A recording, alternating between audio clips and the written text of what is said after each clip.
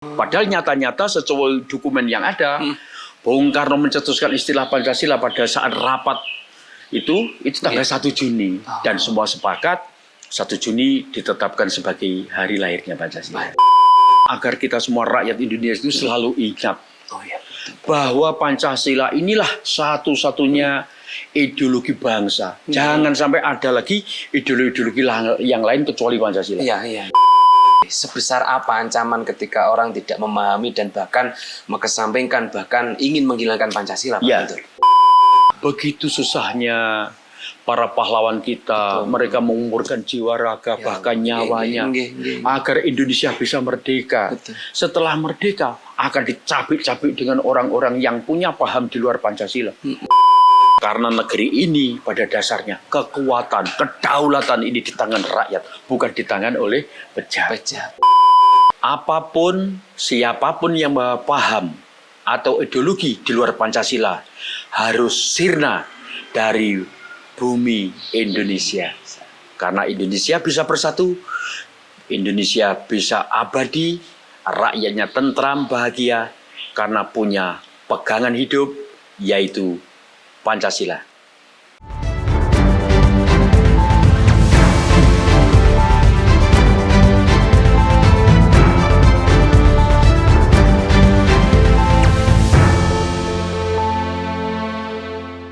Assalamualaikum warahmatullahi wabarakatuh. Waalaikumsalam warahmatullahi wabarakatuh. Pemirsa ABTV, berjumpa lagi bersama saya Udin dalam acara ABTV in Podcast. Tidak hanya sekedar bicara, lebih dekat, lebih baik bersama anggota DPRD Provinsi Jawa Timur. Alhamdulillah kesempatan kali ini kita mendapat kesempatan yang luar biasa. Kita bisa sowan di salah satu anggota DPRD Provinsi Jawa Timur, yaitu Bapak Guntur. Assalamualaikum Bapak. Waalaikumsalam warahmatullahi wabarakatuh. Mas Udin, sehat Mas. Berapa hari kita bertemu, alhamdulillah ini kita bertemu lagi. Alhamdulillah, ini langsung saja pemirsa. Ini luar biasa, kita berada di dalam beliau dengan nuansa-nuansa yang asri, nuansa yang istimewa. Nah, mengawali perjumpaan ini langsung kita berbincang dengan beliau. Alhamdulillah ini kita berkesempatan sowan di Blitar, Pak Guntur. Nah, ini kita di bulan Juni ini tentunya Blitar punya hajat besar yang kemarin lahirnya Pancasila, kemudian Blitar, kemudian kota proklamator. Nah, ini bagaimana pandangan panjenengan selaku DPR dan juga dari Blitar? Ya, terima kasih para pemirsa. Assalamualaikum. Waalaikumsalam. Tanggal 1 kemarin sudah menjadi satu tradisi bagi masyarakat Blitar Raya ini melakukan kegiatan Grebek Pancasila. Grebek Pancasila itu adalah peringatan hari lahirnya Pancasila yang diikuti oleh para budayawan dengan model budaya. Nah, dilakukan dari tahun ke tahun setiap tanggal 1 Juni itu di alun-alun Blitar. Pelakunya adalah pelaku seni budaya yang ada di Blitar Raya. Nah, mereka dengan simbol 5 gunungan itu tumpeng dengan bentuk gunungan jumlahnya 5 yang menggambarkan 5 sila di Pancasila.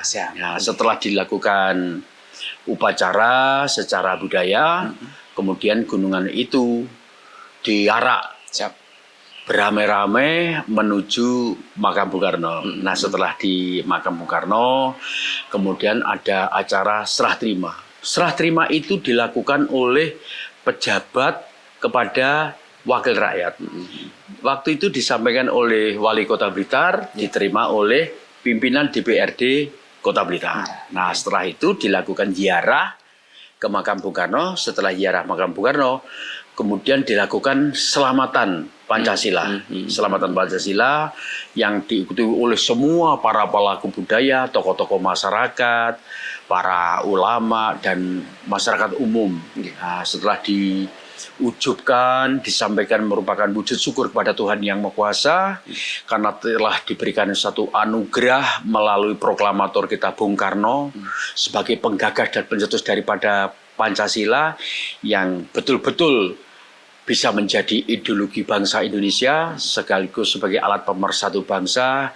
Masyarakat Blitar Raya ini genduri selamatan. Oke. Nah, kemudian setelah selamatan makan bareng-bareng dengan masyarakat. Nah, ini Oke. menyatunya antara pejabat dengan rakyat, mentahnya pejabat dengan masyarakat. Itu rutin, Mas.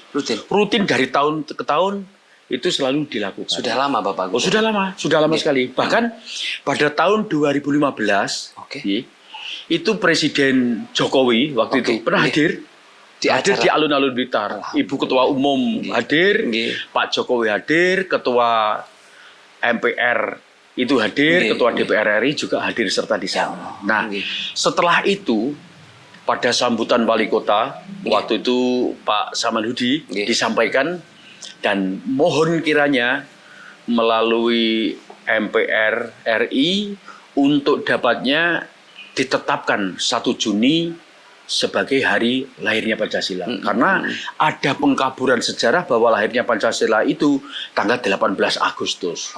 Padahal nyata-nyata sesuai dokumen yang ada, Bung Karno mencetuskan istilah Pancasila pada saat rapat itu tanggal 1 Juni. Dan semua sepakat 1 Juni ditetapkan sebagai hari lahirnya Pancasila. Pancasila, luar biasa. Nah, untuk acara yang khususnya di Kabupaten Blitar, Kota Blitar ini, tujuan utamanya apa sih, Pak? Betul.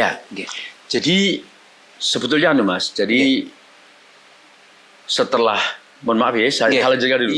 Setelah dari alun-alun ke makam Bung Karno, dari makam Bung Karno ini masih ada kirap lagi, Mas.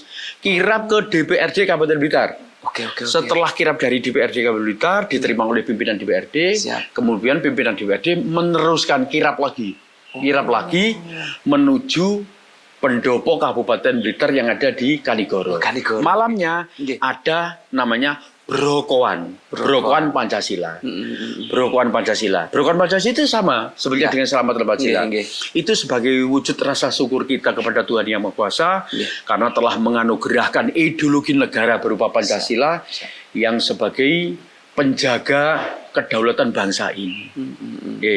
Terus yang aneh lagi, yang hebat lagi, kalau tanggal 1 Juni itu dilakukan oleh para pelaku budaya, tanggal 2-nya itu secara kenegaraan.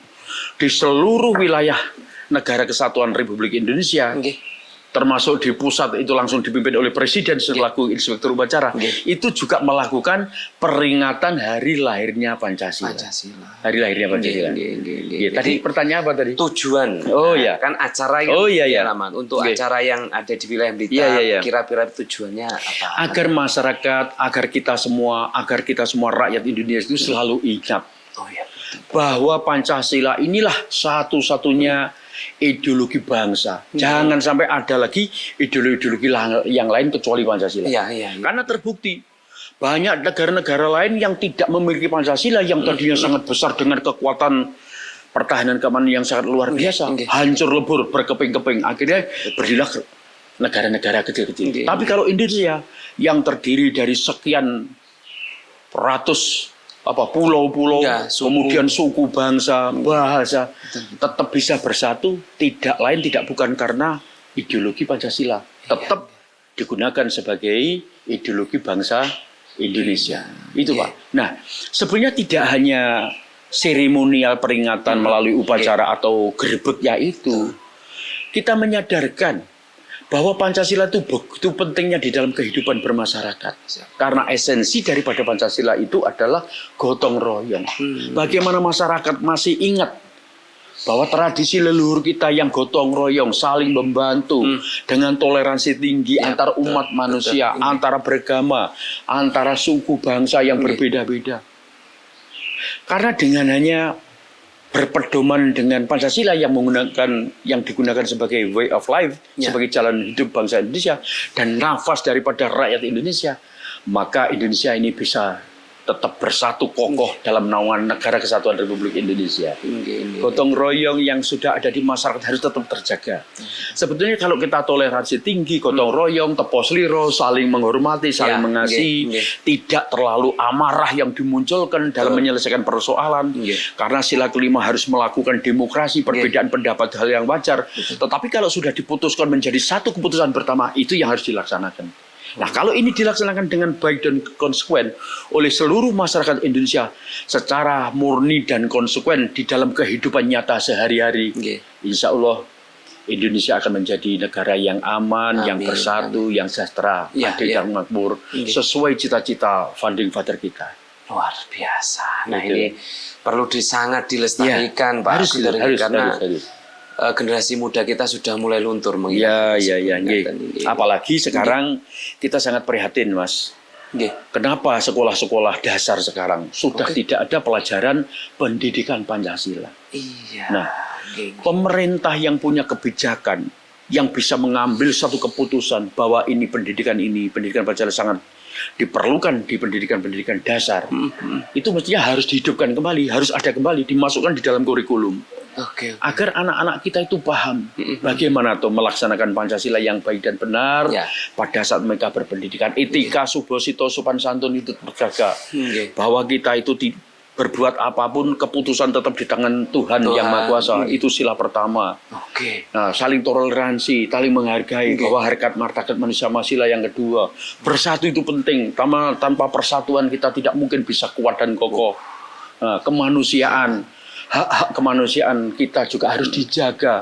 Siapapun mereka sama-sama hambanya Tuhan yang harus kita jaga dan keadilan harus tercipta di negeri ini. Sebagai perwujudan daripada sila kelima daripada Pancasila. Ini penting sekali sebenarnya Pak Guntur. Sangat penting, Mas. Karena untuk menjaga NKRI terus. Dan ini harus ditanamkan kepada anak-anak didik. Kalau yang hanya paham Pancasila itu orang-orang yang sudah dewasa, kemudian yang usia lanjut. Kalau mereka sudah tidak ada, bagaimana mereka bisa memahami tentang pentingnya Pancasila sebagai alat pemersatu bangsa, dan ini adalah jalan hidup bangsa Indonesia. Ya Allah. Sehingga harus ditanamkan mulai dari kecil. Nah, dengan pirsa, sekolah-sekolah kadang-kadang anak-anak sudah tidak pernah mendapatkan pendidikan budi pekerti. Bagaimana bersopan santun, bagaimana beretika yang baik dengan orang tua, bagaimana rasa menghormati dengan guru-guru mereka. Etika sopan santun mereka sudah tidak kenal. Kenapa tidak kenal? Jangankan siswanya, gurunya saja tidak pernah mendapatkan pendidikan itu. Bagaimana ini masyarakat, anak-anak kita bisa tahu dengan baik tentang Pancasila? Karena Pancasila itu tidak hanya hafal loh, Mas. Tidak hanya hafal Pancasila satu, keturunan besar dua. Tidak hanya itu. Tetapi apa tuh sebetulnya sila pertama itu? Apa tuh sila kedua itu? Apa ketiga? Makna-makna dari masing-masing sila yang ada di Pancasila itulah yang perlu dihayati, dipahami, dimengerti, menjadi pedoman di dalam hidup dan kehidupan bermasyarakat. Itu penting. Harus dipahami dan diresapi. Nah, jangan hanya rakyat yang dituntut untuk paham Pancasila sebagai seorang Pancasilais, tetapi para pejabat-pejabat, terutama para wakil rakyat ini utamanya, ini harus betul-betul menguasai Pancasila. Kalau mereka menguasai Pancasila, tidak ada korupsi ini. Tidak ada. Karena takut dengan sila pertama. Ketuhanan yang Maha Esa. Dan melanggar kemanusiaan, melanggar keadilan. Karena itu hak rakyat itu yang mereka nikmati. Betul. Itu, Mas. Berarti pendidikan Pancasila harusnya terus ditekankan. Saran jenengan sebagai wakil rakyat anggota DPRD untuk pendidikan Pancasila.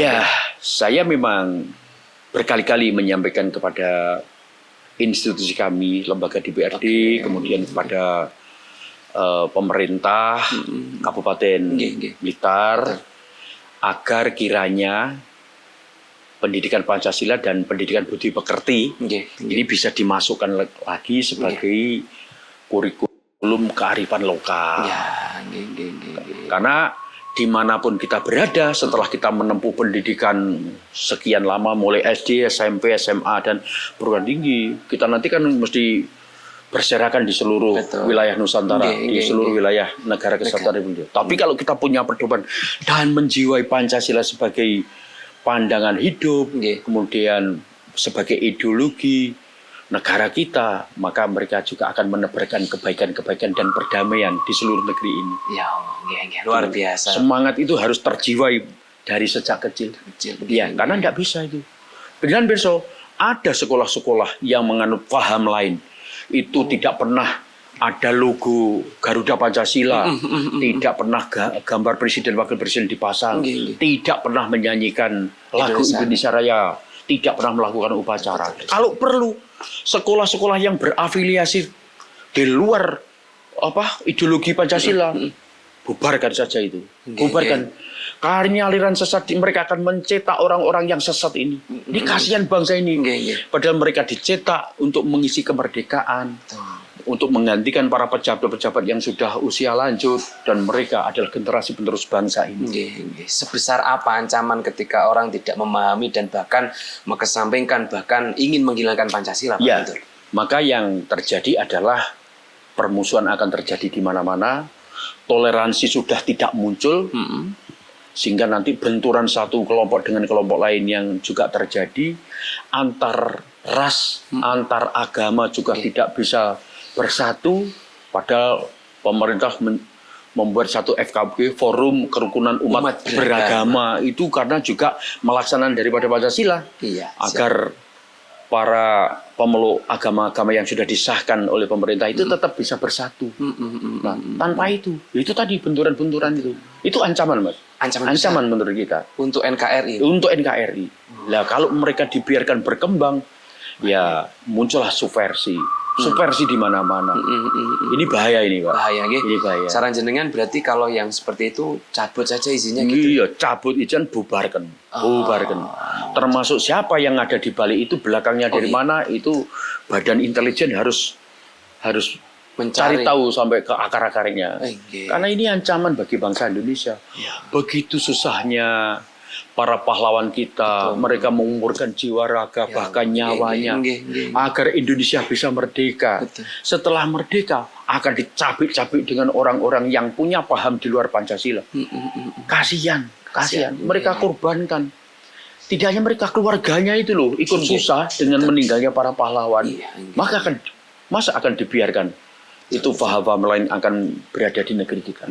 Kalau menurut kita, tidak boleh itu ada di negeri kita tercinta. Siap, luar biasa. Nah, ini selain pemerintah nih, Pak Guntur, menarik. Paham, karena saya termasuk orang-orang yang memegang teguh Pancasila, karena NKRI harga mati ini. Nah, ini bagaimana? Apakah hanya tanggung jawab pemerintah atau ada masyarakat ketika melihat orang-orang yang non Pancasila ini bagaimana? Untuk masyarakat, pesan panjenengan. Jadi ini adalah kewajiban bersama, karena tidak mungkin persoalan yang begini ini hanya dibebankan kepada pemerintah untuk menyelesaikan. Masyarakat melalui lembaga-lembaga keagamaan, lembaga pendidikan, atau lembaga-lembaga sosial yang lain, itu yang menolak lah. Tolak itu paham-paham di luar paham Pancasila. Karena ini jelas-jelas nanti akan merusak bangsa kita. Tolak itu. Nah, dan ini tidak bisa hanya dibebankan kepada pemerintah. Ini adalah tanggung jawab kita bersama. Karena negeri ini pada dasarnya kekuatan, kedaulatan ini di tangan rakyat, bukan di tangan oleh pejabat. Rakyat siapa? Termasuk para pejabat itu juga rakyat. Sehingga semua yang berada di negeri ini punya tanggung jawab untuk menjaga dan melestarikan dan mengamankan, melindungi daripada ideologi negara Pancasila. Luar biasa nih teman-teman, luar biasa. Nah, ini berkaitan dengan semangat. Kalau saya berbicara ini jadi semangat ini, Pak Guntur. Kita flashback ke belakang, karena jenengan juga termasuk militer dan juga termasuk menjaga Pancasila. Ini bagaimana kita melihat sosok Bung Karno ini kan? Menjadi founding father. Bung Karno ini memang satu figur manusia yang betul-betul ditugaskan oleh Tuhan Yang Maha Kuasa. Dilahirkan melalui rahim Ibu Nyoman Rai dengan Bapak Sukemi. Dilahirkan seorang Soekarno yang memang ditugaskan oleh Tuhan untuk berjuang bersama-sama dengan rakyat Indonesia untuk membebaskan rakyat Indonesia dari tangan belenggu penjajah. Pikirannya, gagasannya sangat luar biasa. Dan sekarang kita bisa merasakan. Walaupun Bung Karno sudah tiada, walaupun Bung Karno sudah wafat, tetapi ajarannya, pikiran-pikirannya itu masih dipakai, digunakan dan oleh seluruh masyarakat Indonesia. Nah, jadi ini luar biasa nih. Cintanya dengan Indonesia sudah tidak tanpa batas. Kalaupun beliau Bung Karno masih diberi kesempatan hidup lagi, maka hidupnya, jiwa raganya ini akan dipersembahkan untuk kepentingan rakyat Indonesia. tetapi kan Tuhan berkehendak lain. Usia seseorang terbatas dan sudah saatnya pergantian rezim pemerintahan. Apapun yang terjadi, apapun ceritanya, inilah dinamika bangsa kita yang kita pun tidak boleh menyalahkan karena semua zaman punya tugas masing-masing. Punya tugas masing-masing. Dan yang paling pasti Bung Karno menjadi kebanggaan kita semua bangsa Indonesia. Luar biasa. Nah, berarti tugas kita juga tidak bisa dan tidak boleh melupakan jasa para pahlawan, utamanya Bung Karno gitu, nggak boleh. Semua jasa para pahlawan harus tetap kita kenang, kita abadikan. Semua pendapat, pikiran itu harus kita agungkan, yang baik kita laksanakan, kita jalankan. Seperti Bung Hatta, itu luar biasa mendampingi Bung Karno pada saat proklamasi.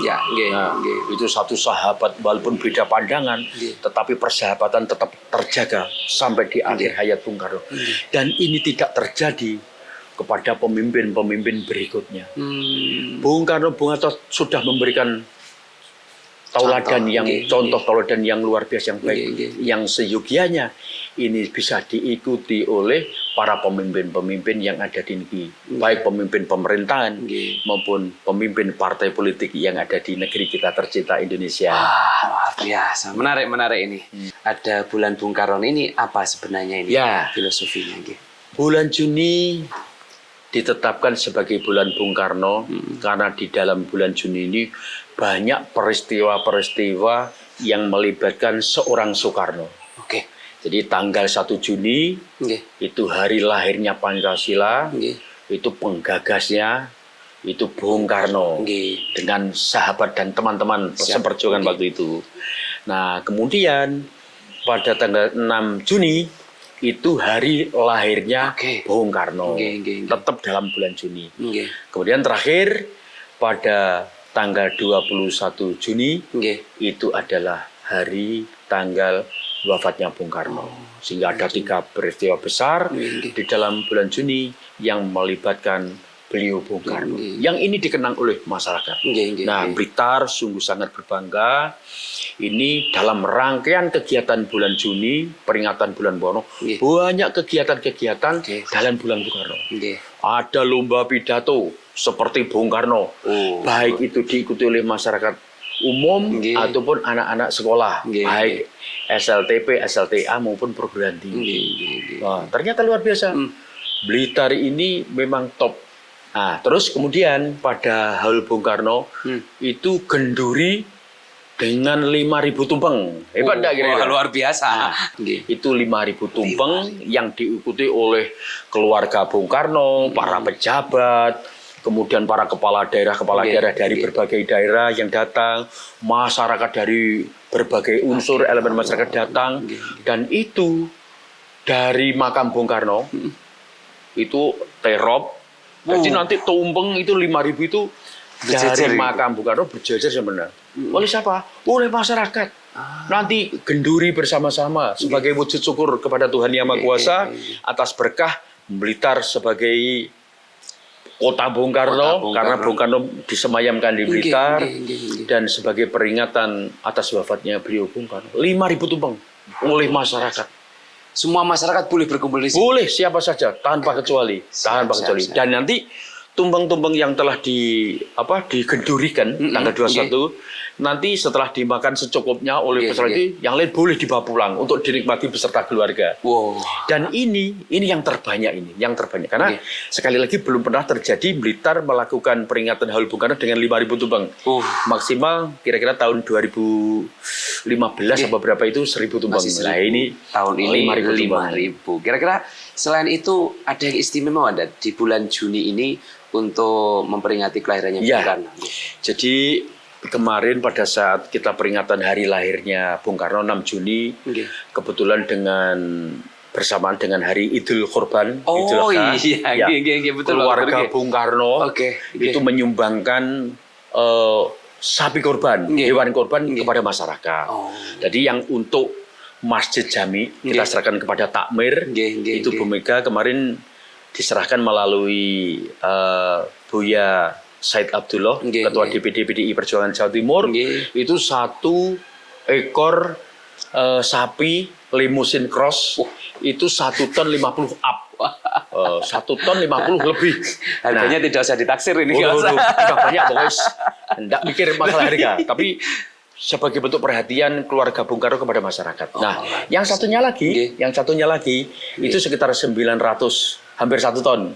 Itu diserahkan kepada Masjid Kanigoro di timurnya Kankap Kanigoro. Jadi 2 ekor yang besar. Juga kemarin Wakil Gubernur Jakarta, Pak Pramono Anung, itu juga memberikan bantuan kepada masyarakat kota Kabupaten Blitar. Pak Rano Karno juga demikian. Nah, jadi ada 4 ekor, yang 2 ekor dari keluarga Bung Karno, yang 2 ekor itu dari Gubernur, Wakil Gubernur DKI. Bahkan Mas, beliau Ketua DPD PDI Perjuangan Jawa Timur, Buya Said Abdullah, itu juga memberikan setiap kabupaten kota, DPC setiap kabupaten kota, itu beri satu-satu dari 38. Sapi semua. Terus kemudian PWNO Jawa Timur, PW Muhammadiyah Jawa Timur. Di samping di lembaga kami DPD PDI Perjuangan Jawa Timur juga melakukan korban yang juga di backup full oleh beliau. Ini juga selain itu korban dalam rangka memperingati lahirnya Bung Karno gitu. Karena di bulan Juni. Wah, luar biasa. Nah, sebelum closing, harapan panjenengan bulan Bung Karno ini untuk hari ini masih ada di Kabupaten Kota Blitar atau sudah menyeluruh? Jadi alhamdulillah Mas, kalau dulu peringatan lahirnya Pancasila hanya dilakukan oleh para pelaku budaya, oleh para seniman-seniwati yang ada di Blitar Raya dan dari sekitar sini di wilayah Jawa Timur hadir untuk bisa mengikuti. Tetapi sejak tahun 2016 sudah ditetapkan oleh pemerintah sebagai hari lahir Pancasila. Ya, itu semua daerah, semua kabupaten kota juga melakukan peringatan hari lahirnya Pancasila. Bahkan yang kita tahu di Blitar Kota, Blitar Kabupaten, mungkin ini juga harapan kita juga di semua desa-desa itu juga melakukan upacara peringatan lahirnya Pancasila. Apakah dibatasi hanya di pemerintahan desa atau pemerintahan kelurahan? Tidak. Kalau di tingkat RT RW atau komunitas tertentu, kelompok tertentu, mereka menginginkan melakukan upacara dalam rangka peringatan itu juga dipersilahkan. Sangat didukung. Dari aparat pun juga sangat memahami. Tidak seperti dulu. Kalau peringatan Pancasila di era Orde Baru, bikin tumpeng ini ditendang oleh aparat. Demi hukum ini dilarang, ditendang itu, tidak boleh itu. Tapi sekarang kan tidak bisa. Situasinya sudah beda, kondisinya sudah beda. Kalau waktu itu desoekarnoisasi memang berlaku, tapi sekarang sudah tidak ada lagi semacam itu. Karena kita NKRI harga mati gitu. Dan di samping itu bukan karena tidak hanya urusan seremonial upacaranya, tetapi lebih dari itu harapan kita semua adalah bagaimana Pancasila itu bisa dijiwai oleh seluruh rakyat Indonesia. Kalau itu dijiwai, dilakukan di dalam pikiran, di dalam hatinya, di dalam perilaku dan tindakannya, insya Allah Indonesia akan aman, damai, tentram, berdampingan dengan banyak suku, ras, agama, bahasa dan lain sebagainya. Karena begitu pentingnya Pancasila di dalam kehidupan kita sehari-hari. Pancasila sebagai ideologi bangsa dan sekaligus sebagai jalan hidup rakyat Indonesia. Ya, luar biasa. Berarti pertanyaan terakhir nih Pak Guntur. Pancasila sampai hari kiamat. Terus gitu Pak. Ini luar biasa. Nah, ini karena kita sudah mau closing statement dari panjenengan, kesimpulan dari panjenengan terkait dengan Pancasila, terkait dengan Bung Karno untuk masyarakat. Pancasila sebagai alat pemersatu bangsa, Pancasila sebagai ideologi negara, harga mati. Tidak ada tawar-menawar urusan ideologi negara. Apapun, siapapun yang paham atau ideologi di luar Pancasila harus sirna dari bumi Indonesia. Karena Indonesia bisa bersatu, Indonesia bisa abadi, rakyatnya tentram, bahagia, karena punya pegangan hidup, yaitu Pancasila. Oke, luar biasa. Tepuk tangan buat Pak Guntur. Nah, ini luar biasa. Sebenarnya kita ingin jauh mengenang kemudian mengambil hikmah dari Bung Karno, tapi karena waktu kita terbatas, yang penting saya waktu dulu SD Jasmirah jangan lupakan sejarah. melupakan sejarah ini. Memang saya pegang teguh. Saya juga harus mempertahankan NKRI dan juga Pancasila harus terus kita pegang sebagai generasi muda dan semuanya. Terima kasih Pak Guntur, luar biasa. Ini Bung Karno di belakang kita melihat. Siap. Terima kasih, mudah-mudahan Pak Guntur selalu sehat, panjang umur dan dilancarkan rezekinya untuk mendampingi teman-teman semuanya jaga negara kesatuan Republik Indonesia. Terima kasih, saya Muhammad Nasruddin dan Bapak Guntur undur diri dari hadapan Anda. Akhirul kalam, wallahul muwaffiq ila aqwamit thoriq. Wassalamualaikum warahmatullahi wabarakatuh. Salam Pancasila. Salam.